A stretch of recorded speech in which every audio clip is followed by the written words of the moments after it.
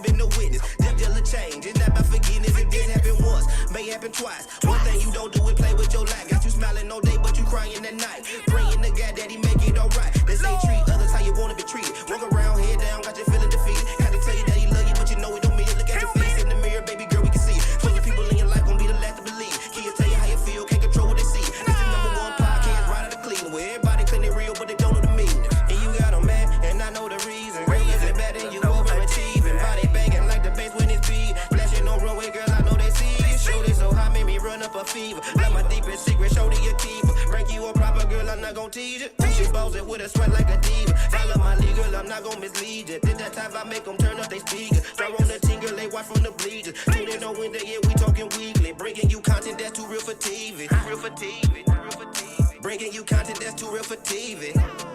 No tricks. No tricks. No tricks. No tricks. No tricks. No tricks. No tricks. No tricks. No tricks. Please keep your hands to yourself. Hands to yourself. Please keep your hands to yourself. Hands to yourself. No tricks. No tricks. No tricks. No tricks. No tricks. No tricks. No tricks. No tricks. Please keep your hands to yourself. Hands to yourself. Please keep your hands to yourself. Hands to yourself. No tricks. No tricks. No tricks. No tricks. No, no, no, no, no, no, no, no, no. Your hands to yourself. Hands to yourself. Keep your hands to yourself. Hands to yourself. Hey, everybody. Thanks for tuning in to KAZ Radio TV. It's your girl, Angela, bringing you a new podcast called No More Triggers. Okay. The podcast will be about different things that triggers you when it comes to domestic violence, child abuse, child neglect, police brutality, any type of event or situation that causes you now to have a trigger. We want to know what that trigger is. We want to know, about you, about what happened, how are you coping with those triggers, what you do to, just keep yourself going and keep your head held high. So I'm going to start off with me. It will be times where we will do just questions and answers. I'll have guests on. I'll ask them questions about their situation. And then it'll be times where I will do something called story time, where I'll actually let the guests tell their story for the whole 30 minutes from start to finish, so we can get more of a clear understanding. Because when people go through these situations and other people has never been through a situation like that, they can't relate with that person. They can't understand what goes through that person's head when they are in that situation. You can easily say, oh, that would never be me, but you never know. I said it before too. So that's what the show is mainly gonna be about. But before I get to myself, I need to do a couple of shout outs. One shout out will be to my homeboy Dom. Y'all know him as Trap Boy Mannequin. He made the beat for me for the podcast. It's amazing. I love it. Shout out to my kids. My baby girl, she was the one that's on there. Keep your hands to yourself. That was my baby. That was my baby. So, my baby. So, shout out to her. Shout out to my oldest son, Martez. Woo woo. Graduate from 2020. And shout out to my middle son, Trey. I love you to death. He's going to the 8th grade. And another shout out to my cousin Teresa Green. Thank you, girl. She got my hair together last minute for me. I wasn't coming on here with my hair looking kind of crazy. But thank you. Shout out to you guys. Y'all want shout outs? Just let me know. Inbox me, donate to the cause. Do some good stuff for a sister. All right, so I wrote down my questions, y'all, that I was going to ask myself. I ain't going to ask them all to myself because I don't know how much time I'm going to have. I was trying to time it out, and I couldn't get a clear time. So I'm just going to keep going until the main man tell me my time is up. All right. So I'm just going to start off by just telling a little bit about myself. As I said earlier, my name is Angela. I have 3 beautiful kids. I'm single. Anybody want to know? No. I'm a goofy person too, so y'all excuse me, especially when I'm nervous, and I'm nervous. I can't sit still. But I have an associate's degree. I do dental assistant, STNA. I do everything. You know, I'm the type of person I want to do everything, but I don't like working for others. So it's like after a while I get a little bored. I'm like, okay, on to the next thing. So I'm trying to get, my own stuff going. I got a nonprofit, ACL Productions, and that's where I write and I produce and direct my own plays and fashion shows. DJC. It's called Death, Jail, or Change, and that's what domestic violence could lead to: death, jail, or change. So that's the reason why I named it that. But once a year, usually in October, I'll give a big performance, and I'll do a play and a fashion show and intertwine them together. And so that way you can see a great, powerful story and at the same time see some good fashion. So, it's a 2-in-1 deal. But thanks to Corona, this will be my 5th year, and I'm not going to be able to do it. But I am cooking up something small for you guys, Thinking about having a poetry slam. It's going to be called the Black Parade Poetry Slam. And I think it's going to be nice. It's going to have a little fashion twist. So I'm looking for poets, 4 or 5 poets. I got one already, so I need 4 more, guys, 4 more. All right, so back to no more triggers. I had to get that out the way because I will forget, and then I'll be like, oh, darn it, I should have said that. So I had to get that out the way.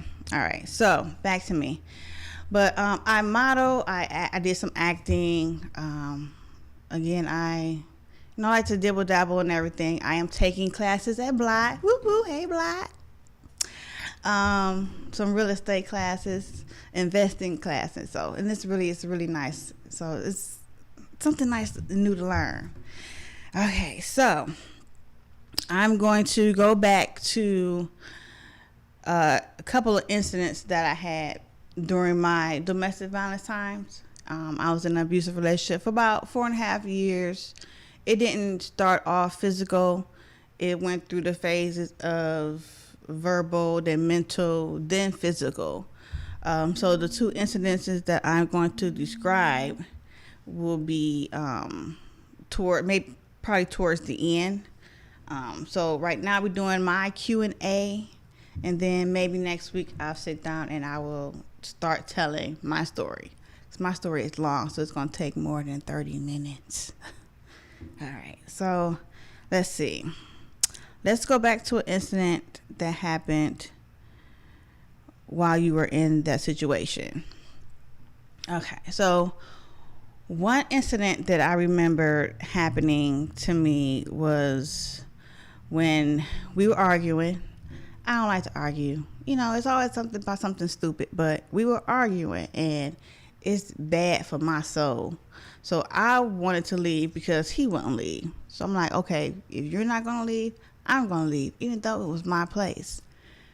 And I went to go leave, and next thing I know, I just hear him running up behind me. Took me up 360. Boom. Slammed me down on the floor. Now, we had no carpet or nothing. And at first, when I got up, I didn't think anything was wrong, because I'm still trying to just get up to get out, because I ain't got time for it.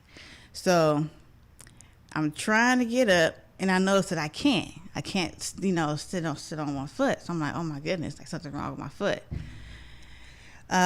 Ended up stumbling out of the front door, and my neighbors so happened to see me, and they ended up helping me and took me to the hospital. Come to find out, he broke 2 of my toes. I thought my foot was broke, but It was just 2 of my toes that he broke that day, just from him slamming me down on the floor. There's a lot more incidents. I'm trying to just pinpoint a couple. Another incident was when, again, he was arguing. He was, he liked to pick fights and things about little stuff.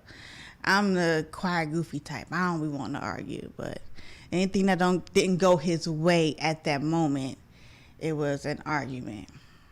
It was like I couldn't say no. So I don't remember what we was arguing about this time, but again, I went to go leave or walk away, and he came from behind again and pushed me. But this time when he pushed me, when I pushed or fell forward, and I hit my head like on the edge of, it was like a table that we had in there.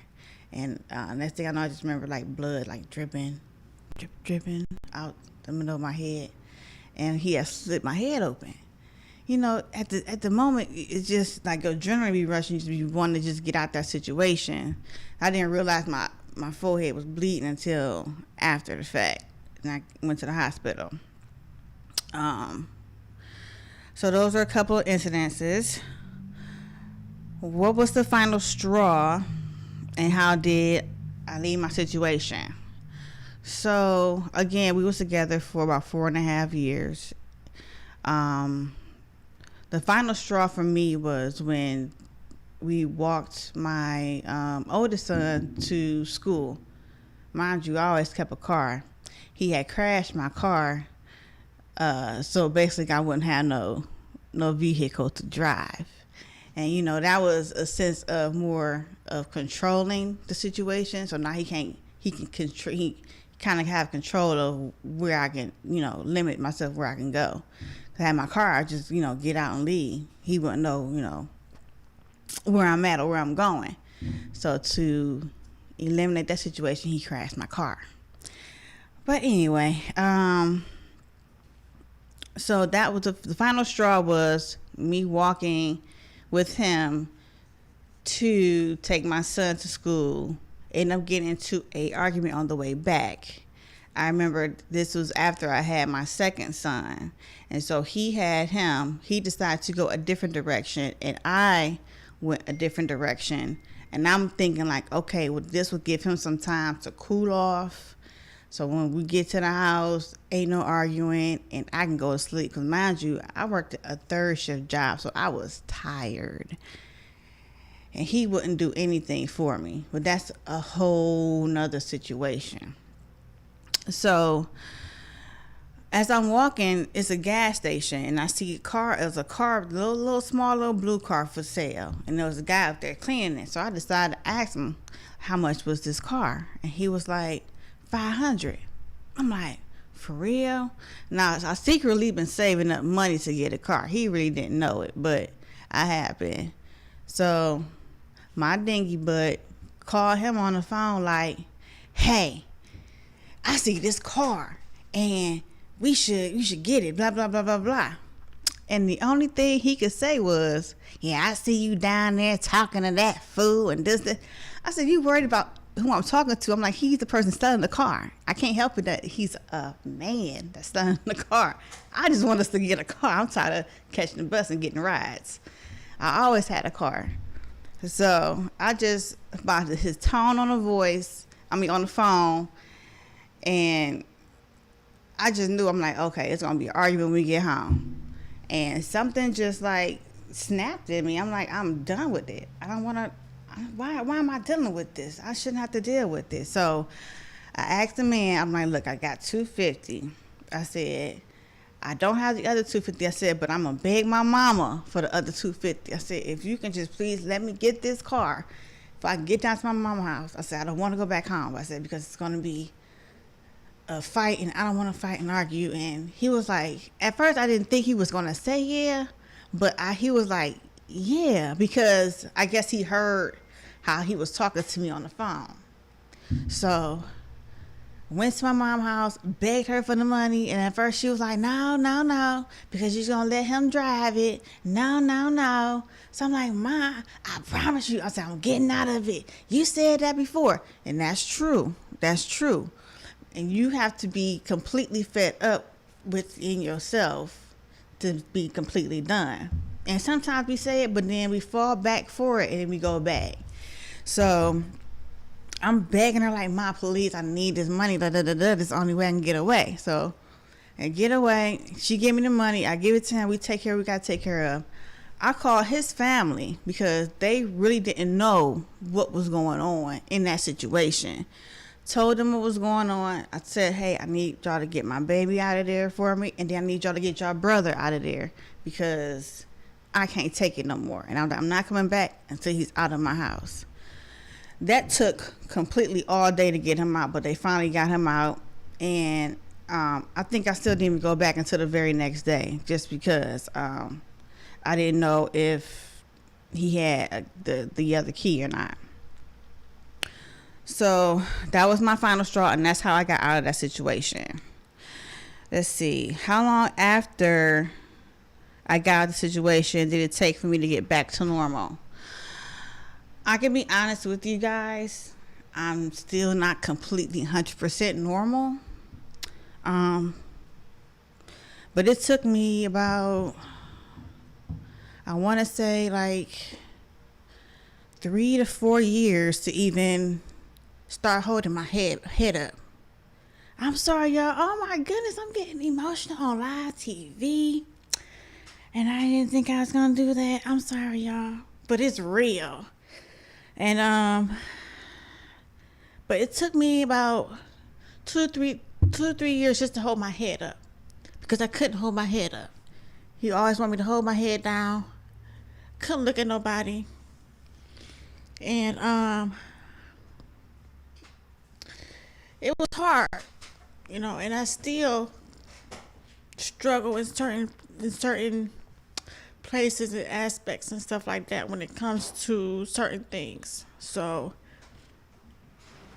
to answer the question, I'm not all the way completely healed. Let's see. Oh, thank you.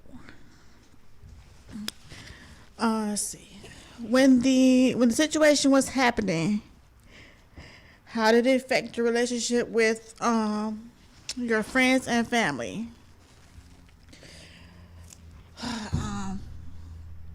The question is, I after that, it was like, what friends? What family?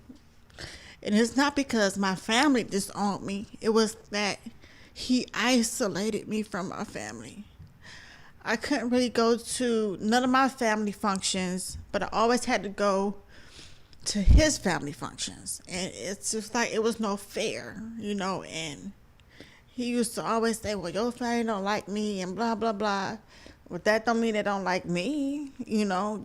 Just because you don't want to go doesn't mean I can't go. And he just didn't like me to go nowhere without him, basically. With friends, I had friends. I had to distance myself from them because any friend that I bring around seemed like he attacked them. So he was okay to have female friends, but I couldn't have no male friends. So around this period of time, I called it the isolation stage, where he was trying to get me from everybody and to get me into his own little bubble. Let's see. Did you receive outside help or resources when you was in the situation? At that time, no, I did not seek outside resource help. I mean, of course, I told, you know, friends and family about it, but they can only do so much in the situation. I have the power to leave if I want to. And at the time, I didn't want to leave because I felt like he was going through something, and I was trying to be there for him because I understood his pain in a sense, but his pain was like double times 3. But what I wasn't realizing was that just because you in pain don't mean you get to take it out on me, because I was just trying to be there to help him. And I thought it was something that would be able to be, you know, fixable. You know, like I said, it didn't start off, as him just started pounding on me, it kind of evolved into that. So I just want to, put that out there. So now that I got through the experience of what I went through, what are my triggers? My main triggers come from, I ain't gonna lie, trying to be bossy. I just don't like, especially guy that I'm dating, to feel. I don't like to feel like he's trying to control me. If I say, hey, just for example, but if I say, hey, I got a bikini shoot down the street, we about to do this and that. I don't need the insecurities. I don't need the, how many guys is gonna be there? No, you can't go. Oh no, you can't wear that. Those are my triggers, like being really controlling, too aggressive. It's a lot more. It's a lot more to it that I'll explain. But don't want to take up too much time with that. After the fact, it said, did I receive help after? And yes, I did. I received help. I told my story plenty of times to counselors and things like that. It helped in a way of getting it off my chest, but I don't think it helped me mentally how I wanted to be helped. I don't want someone to just be like, you was right. Yes, you was right. I want y'all to help me analyze it. Do I got a problem up here since I've been in that situation? Do I got a problem? Do I need to get it fixed? What can I do? What steps to take? And that's what I was missing. So I just stopped going. Fast forward to now, I can say that I am more aware of situations. I do see the red flags sooner than later. I take my time. I don't try to jump right into things. And I keep myself busy. I keep myself working and, just trying to make a future for me and my kids. And try to, help others with my nonprofit and things of that nature. Let's see. Then it says, any words of wisdom of encouragement to the audience. What I would say to you guys is, if you are in a situation now, or if you've ever been in that situation, or if you know somebody going through that situation, you have to be at one with yourself in order to get out of that situation. People's going to be in your ear left and right, but you have to make the ultimate decision to want to leave. It has to be you. You can't go by what other people say and then you end up running back. You have to be completely fed up. And once you've completely fed up, don't feel sad about it. Be happy. I just felt like it was such a weight lifted off my shoulders when I got rid of that situation. And I know I still got a lot of work to do, but that's why I came up with this podcast, No More Triggers, so we can get through this together and figure out different ways to heal each other and how coping mechanisms and things work for you that maybe others can try. So that was mostly a brief summary of what I went through. Where I want to go is above and beyond. I want to travel with my plays and my fashion shows. I want to start off wherever I can I want to have the whole month of October booked each weekend with a different city in my show. I want to be able to expand, start my clothing line. Y'all need anything simple made, No More Triggers, made by me. Wait, this here. There you go. get my clothing line out there. As far as more of my nonprofit, I want to open up, a couple of centers. I want to open up a center where it's a one-time stop. You can get, if you have been in a domestic violence situation or anything like that, you can come there. You can get, do job searches, housing, clothing, toiletry, any needs that you would need, you'll be able to come there. And I also want a center so where I can do, my plays and fashion shows, have my own center, so I don't have to rent for nobody else, So I do have a lot of big goals in mind. I also want to take my plays and make them into movies. I am still writing a script for one of my movies, and I'm taking my time on it because I want it to be right. So I definitely got a passion for writing. Definitely got a passion for modeling. Definitely got a passion for people who've been through similar situations, and I just want us all to get through this together. You guys can reach me if you guys want to donate, be a sponsor, if you want to be a guest on the show. You guys can reach me on my Facebook at Angela Lane. You can go to my website, www.aclproductions with the S at the end .org, and you can inquire there. And you can also look to see from my previous shows, like previews, snippets of those shows and photos. If you have any questions, you can also go on my Instagram. Let's see, what is it? Miss Independent A Lane. MS Independent ALANE. And once I get more information about my show that's coming up, the Black Parade Poetry and Fashion event, I'll definitely let you guys know. But other than that, I will be signing out. I want to just thank Larry so much for giving me this opportunity. I think, it opens up platforms for other people to help them tell their story. And I will see you guys next Wednesday, not next Wednesday, but the Wednesday after. What's that, the 15th? 15. See y'all 15. Bye.